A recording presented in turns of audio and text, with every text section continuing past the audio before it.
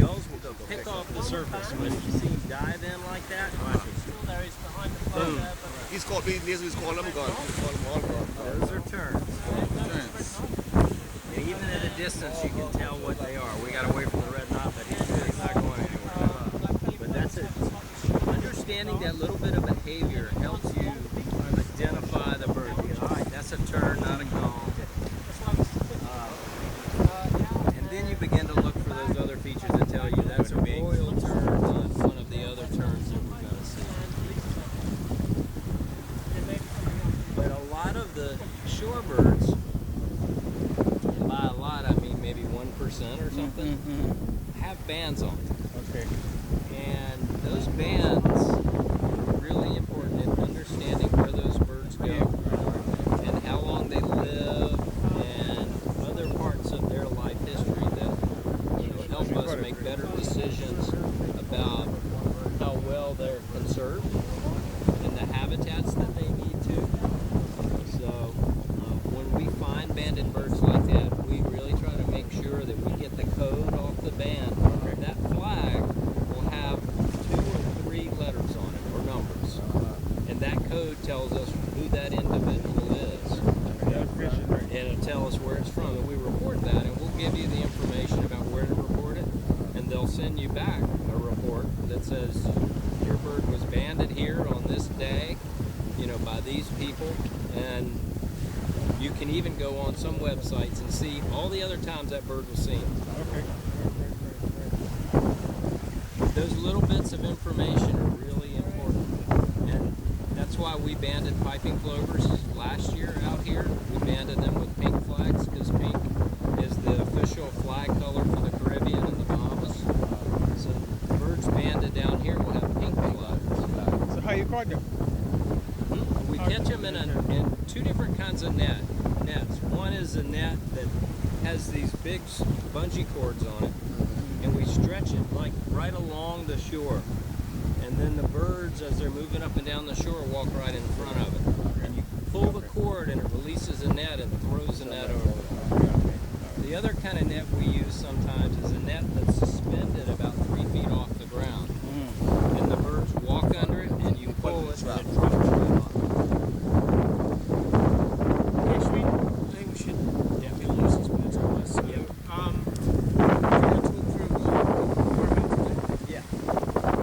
Around a sec, we'll talk about how we're going to do the survey. Okay. Generally, when we come to a spot like this, we want to know which species are here and how many of them there are. So we're going to go through how we conduct a count of these birds as best we can to get the most accurate count that we can. And generally what we do is first kind of look, see where the birds are, and I will take the scope and I will generally go count 1 or 2 species at a time. If the birds are really flighty, like if there's a peregrine around and they've gotten up and flown a few times, I'll go through and get a quick count while they're all sitting down and then go back and try to get a more accurate count. It's hard to count all the different species. There are probably 6 or 7 different species of shorebirds. It's hard to count them all at one time. I understand. So what I try to do is I'll go through and count black-belly plovers, or I'll go through and count black-belly plovers and something else. And then I'll go back through again. When you have large groups of birds, you end up counting them in groups.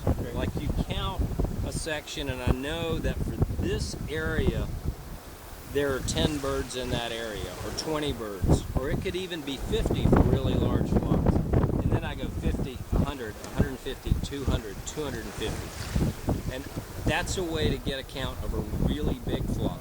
If it's small numbers, you can count them individually. Look for the heads, that kind of thing.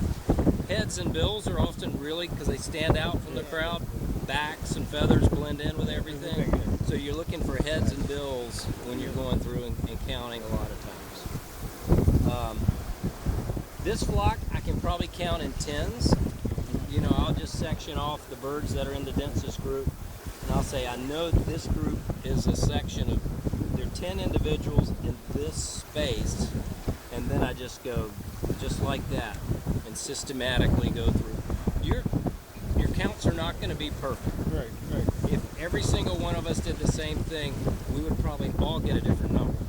And that's okay. We would probably still be within the ballpark, though. We would still be within probably 20%, and that's okay. You do the best you can given the situation. We try to get as accurate as we can. It does help to have more than one person count. Right, because what you can do is one counting one and one counting the next. Yeah. That way it'd be it.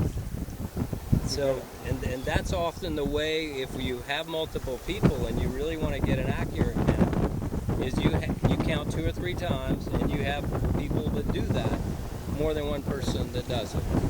And then somewhere in there, somewhere in that number, you got a good number. Right, yeah. And you an can average. you can take the average of those, you know.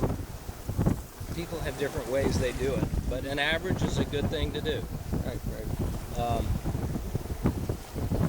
When Matt and I are generally counting piping plovers, there's not going to be a lot of piping plovers. You know, seeing 100 at one time is really unusual. You can count every individual there.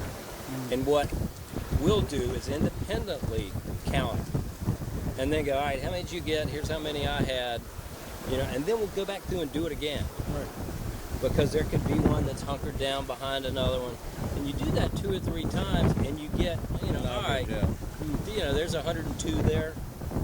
You know, even though you might have had 92 the first time, or you might have double counted a couple of them.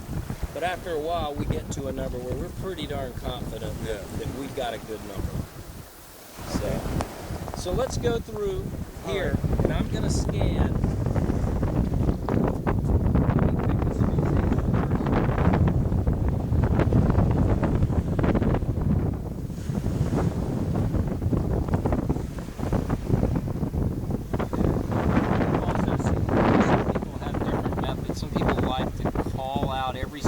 They see and have the person, and they'll say 2 sanderlings and one this and one that and the other.